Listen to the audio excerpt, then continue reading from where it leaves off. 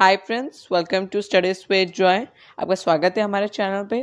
तो आज का हमारा टॉपिक है 9th स्टैंडर्ड साइंस पार्ट 2 का chapter number 15 life processes in living organisms का पार्ट 3 ये वीडियो है। अगर आपने पार्ट 1 और पार्ट 2 नहीं देखा तो मैंने डिस्क्रिप्शन में लिंक दिया है, आप जाके पहले वो देखिए, क्योंकि उसमें हमने इस चैप्टर का बेसिक पार्ट और इस चैप्टर का बहुत सारा एक्सप्लेनेशन पार्ट कंप्लीट किया था। और आज पार्ट 3 में भी हम लोग इस चैप्टर को कंटिन्यू करेंगे। तो आई होप कि आपने वो देखे लिए होंगे और आप फिर ये देखेंगे।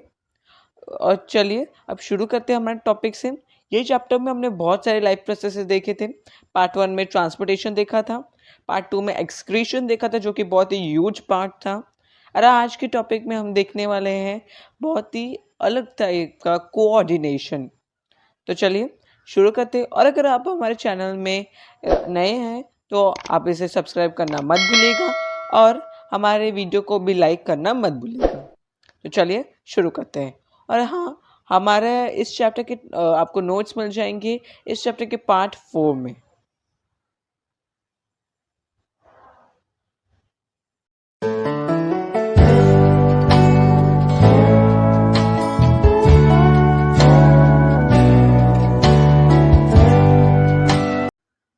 तो कोऑर्डिनेशन बहुत इंपॉर्टेंट है।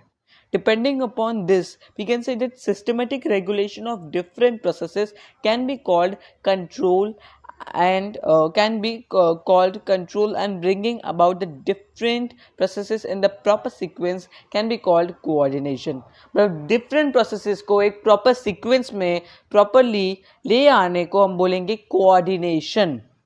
If any activity in the body is to be completed successfully, proper coordination between different systems and organs participating at different steps of that activity is necessary. Pumping of blood, इसके लिए भी coordination चाहिए। कोई भी activity आप ले लो पूरी body में होने के लिए एक कोऑर्डिनेशन चाहिए। जैसे मैंने अभी एग्जांपल दिया कि पंपिंग ऑफ ब्लड, उसके लिए ब्लड का कोऑर्डिनेशन चाहिए, वहाँ तक ले जाना, आर्टरी और वेन्स का कोऑर्डिनेशन चाहिए, वहाँ से वहाँ तक ब्लड ले जाना, हार्ट का कोऑर्डिनेशन चाहिए, वो तभी ही उसे फिल्टर करना और फिर वहाँ से निकालना फिल्टर्ड ब्लड। तो दैट इज अ कोऑर्डिनेशन को। तो कोई भी एक्टिविटी हमारी बॉडी में होने के लिए कोऑर्डिनेशन रहना बहुत इंपॉर्टेंट है। Okay If any activity in the body is to be completed successfully, proper coordination between different systems and organs participating at different steps of that activity is necessary. If due to lack of coordination or some other factor there is confusion at any step, the activity may not get completed. अगर lack of coordination मतलब proper coordination नहीं है या फिर कुछ ऐसा obstacles या फिर कोई confusion आ जाता है तो वो एक्टिविटी कंप्लीट होती नहीं है। There should not be randomly any step. There needs to be proper coordination between the internal activities of the body resulting from various factors like body temperature, water level, enzyme level, etc. or stimuli arising in the surrounding environment. Proper coordination between various systems of an organism helps to maintain a state of equilibrium called homeostasis. What is that? Homeostasis, which is necessary for the optimal efficiency of the body. तो यहाँ पर सबसे ज़्यादा main important है कि what is homeostasis. Proper coordination between various systems of an organism helps to maintain a state of equilibrium and called homeostasis. मतलब हमारे body में एक प्रॉपर कोऑर्डिनेशन सिस्टम्स के बीच में कोऑर्डिनेशन जो कि एक नॉर्मल मेंटेन करता है इक्विलिब्रियम, मतलब हमारे बैलेंस मेंटेन करता है बॉडी में, हम लोग नॉर्मल लाइफ जी पाते हैं, उसे बोलेंगे homeostasis, which is necessary for the optimal efficiency of our body. Okay? तो ये था सिर्फ कोऑर्डिनेशन के बारे में। अब हम जानते हैं कि अब कोऑर्डिनेशन इन प्लांट्स और कोऑर्डिनेशन इन ह्यूमन बींग्स, इन दोनों में बहुत फर्क है। हम दोनों ही पढ़ेंगे। अब पहले देखते हैं what is coordination in plants. Plants do not have systems like the nervous system or muscular system of animals. जैसे कि हम एनिमल्स यानी कि हम ह्यूमन बीइंग्स में मस्कुलर सिस्टम होता है, नर्व्स होती है, नसें, नर्वस सिस्टम होता है, ऐसे सिस्टम्स प्लांट्स में नहीं होते। प्लांट्स को आपने देखा है कभी? प्लांट्स के मसल्स है देखे? नहीं। Plants also don't have nerves. Then how do plants bring about movements? In plants, movements are mainly in the form of responses given to the stimuli. अब stimuli क्या होता है? Stimuli ना आपकी स्किन पे होता है। वो स्टिमुली पे अगर आगे चलो, मैंने आपको, अब कोई आपको ऐसे मारता है हाथ पे, तो यहाँ पे स्टिमुली होता है जो कि रिएक्शन में मदद करता है। वो स्टिमुली मैसेज भेजता है हमारे ब्रेन को, और वही मैसेज वापस आ जाता है यहाँ पर, और हमें रिएक्शन होता है। अब बोलोगे ना तो that is due to stimuli message भेजता है। तो most of the way plants response करते हैं ड्यू टू स्टिमुली। थोड़ा और जानते हैं। अब प्लांट्स में ना कुछ तरह के मूवमेंट्स होते हैं। पहला दो टाइप के पहले मूवमेंट्स होते हैं, growth relevant movements and growth irrelevant movements. Growth relevant movements मतलब जिसमें ऐसे मूवमेंट्स हो रहे हैं प्लांट्स में जो कि कोऑर्डिनेशन की वजह से हो रहे हैं, और जो ग्रोथ में मदद कर रहे हैं। उन मूवमेंट्स की वजह से ग्रोथ हो रही है प्लांट। और ग्रोथ इररेलेवेंट मूवमेंट्स में क्या हो रहा है? ग्रोथ की मदद नहीं हो रही, फिर भी वो मूवमेंट्स हो रहे हैं। पहले ग्रोथ रिलेवेंट मूवमेंट्स के बारे में जानते हैं। पहला मूवमेंट है मूवमेंट और growth of any part of the plant in response to the external stimulus is called tropism और ट्रोपिक मूवमेंट। मतलब बोलता है कि एक प्लांट का एक response to any external stimulus, यानी कि मैं बोल सकता हूँ एक प्लांट एक सपोर्ट ले रहा है, यानी कि क्रीपर भी बोल सकते हैं किसी और ऑब्जेक्ट का ग्रोथ के लिए अपने। मैं एक कुछ क्रीपर्स होते हैं जो ऐसे लिपट जाते हैं किसी पोल पे, तो वो सपोर्ट ले रहे हैं उनका, तो वो एक अपने ग्रोथ के लिए सपोर्ट ले रहे हैं। तो that is a tropic movement. वो एक एक्सटर्नल स्टिमुलस के लिए मदद ले रहे हैं। एक प्लांट दूसरे प्लांट को भी कभी कभी सपोर्ट लेता है, तो that is again tropic movement और tropism. The shoot system of any plant responds to the light stimulus, that is, it grows towards the source of light. The movement shown by plants towards the source of light is called phototropic movement.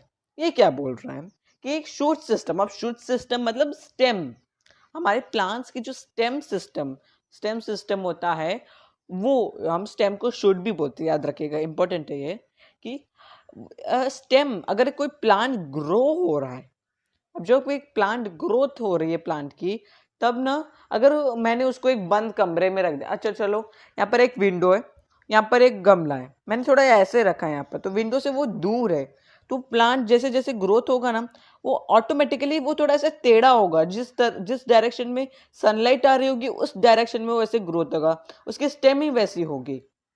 हाँ, so that is called phototropic movement. अपनी growth के लिए उसको sunlight चाहिए, तो वो उस direction में अपने आप को मोड़ रहा है। और फोटोट्रॉपिक मूवमेंट मतलब फोटो मीन्स लाइट, तो फोटो के tropic movement. The root system of plants responds to stimuli like gravitation and water. These responses are called gravitrophic movement and hydrotrophic movement respectively. अभी हमारे जो प्लांट्स में roots होते हैं, उनका जो सिस्टम होता है वो रिस्पॉन्ड करता है ग्रेविटी, यानी कि जो रूट्स है वो हमेशा नीचे की तरफ ही ग्रो होंगे, ऐसे टेढ़े मेढ़े ऐसे कोई और डायरेक्शन में नहीं ग्रो होंगे, नीचे की तरफ ड्यू टू ग्रेविटी। तो दैट इज ग्रेविट्रॉपिक मूवमेंट। एंड वो हमेशा वाटर की डायरेक्शन में फ्लो होंगे, मतलब जहां पर भी रूट्स को वाटर मिल रहेगा उस डायरेक्शन में वो आगे जाएंगे, ग्रोथ होंगे रूट्स की। तो that is called hydrotropic movement. Hydro मतलब water. Movement shown by plants in response to specific chemicals. अब यहाँ पर केमिकल्स की बात आ जाती है, is called chemotropic movement. For example the growth of the pollen tube towards the ovule.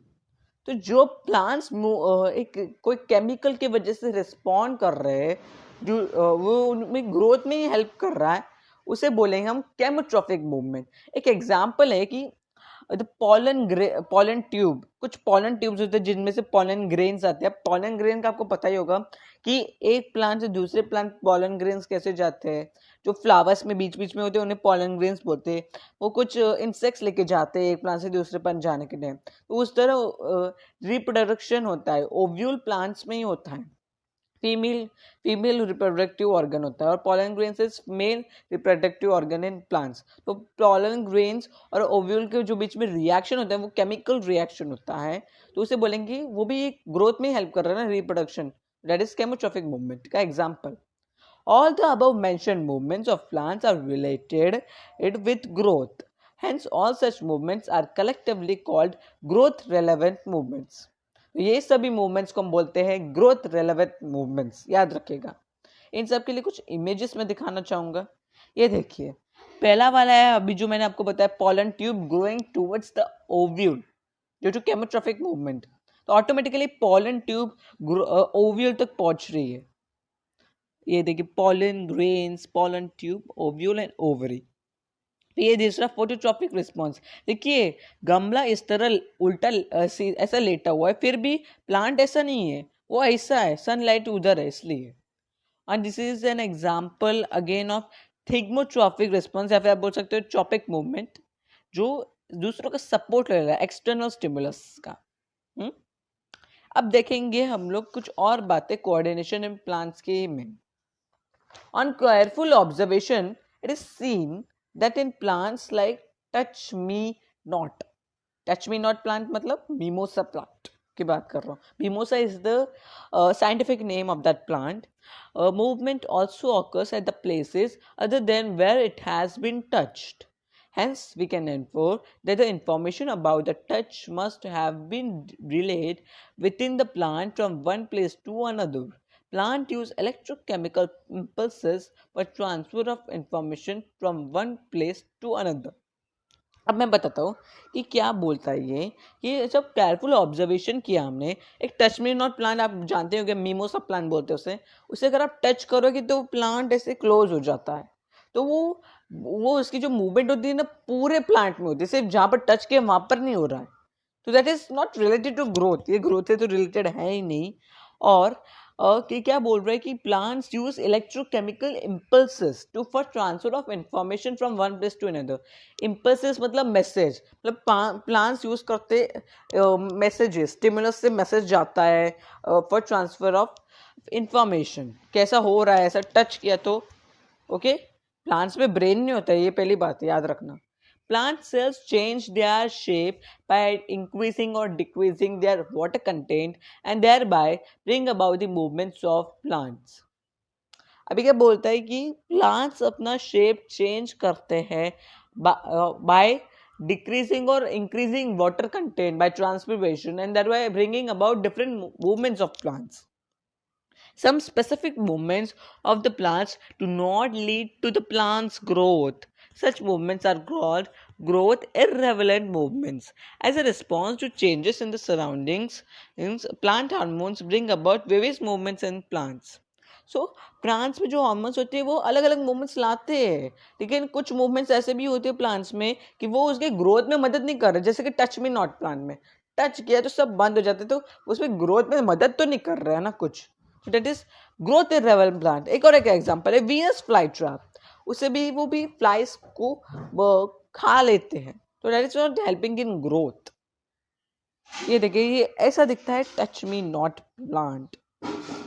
देखिए ऐसा है, और ये वीनस फ्लाई ट्रैप है, ये लोटस है, और ये बैल्सम है. तो मैं यही बताना चाहता था आपको. अब ये था कोऑर्डिनेशन इन प्लांट्स. अब हम देखेंगे कोऑर्डिनेशन इन ह्यूमन बीइंग. चलिए. Different processes go on simultaneously. In the human body, all these processes need to be efficiently and effectively controlled and coordinated. This is done with the help of two systems. Body में हमारे दो type के controls होते हैं, आप बोल सकते हो. पहला होता है नर्वस कंट्रोल और दूसरा होता है chemical control. A, nervous control, and 2 is chemical control. ये दोनों control are a part of coordination in human beings, जिनके बारे में पढ़ना है। और नर्वस कंट्रोल में बहुत कुछ ऐसा डीप में है, तो आज हम सब तो नहीं देख सकते लेकिन बहुत कुछ देखेंगे। कोऑर्डिनेशन इन ह्यूमन बींग्स, आपको पता चल गया कि दो पार्ट्स हैं। पहला है नर्वस कंट्रोल, जो हमारे बॉडी को नर्वस कंट्रोल है, और दूसरा कंट्रोल है केमिकल कंट्रोल। अब पहले जाते हैं नर्वस कंट्रोल पे। Humans can respond to changes in their surroundings due to nervous control. Impulses are generated in the human body in accordance with changes in the surroundings. मतलब कि humans respond करते अपने आजू बाजू जो भी हो रहा है उसके ऊपर, ड्यू टू क्यों? नर्वस कंट्रोल है हमारे पूरे बॉडी में, नर्व्स ही नर्व्स है, उन वो कंट्रोल है हमारे पास। Impulses are